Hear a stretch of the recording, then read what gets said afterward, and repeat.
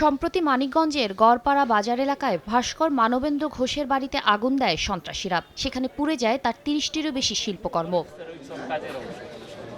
বুধবার পুড়ে যাওয়া ঘর পরিদর্শনে যান বিএনপির সিনিয়র যুগ্ম মহাসচিব রুহুল কবির রিজভী। দলের ভারপ্রাপ্ত চেয়ারম্যান তারেক রহমানের পক্ষ থেকে অনুদানের অর্থ তুলে দেন মানবেন্দ্রর হাতে। পরে উপস্থিত গণমাধ্যম কর্মীদের বলেন, শেখ হাসিনার নির্দেশেই আওয়ামী লীগের দোসররা এই ঘটনা ঘটিয়েছে। অপরাধীদের আইনের আওতায় এনে শাস্তির দাবি জানান তিনি।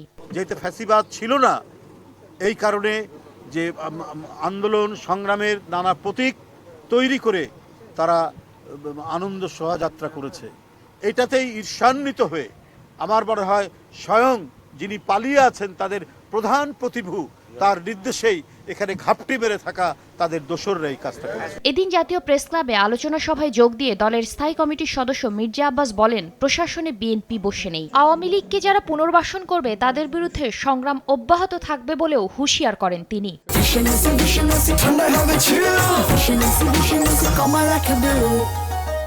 17 বছর আওয়ামী লীগ দেশ শাসন করলো, আপনি বিএনপির লোক কই পাইলেন? আমি তো বুঝলাম না। বাচ্চাদের কথা মতো বলতেছেন।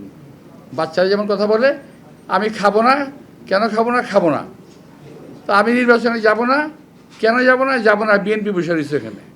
আর ভাই, বিএনপি কোথাও নাই।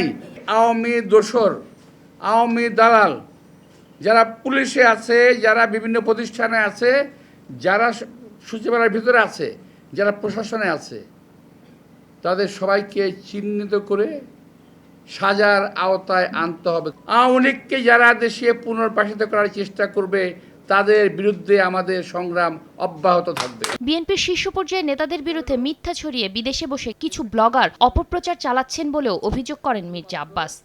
দেশের ভিতরে শাতিলা শারমিন, সময় সংবাদ।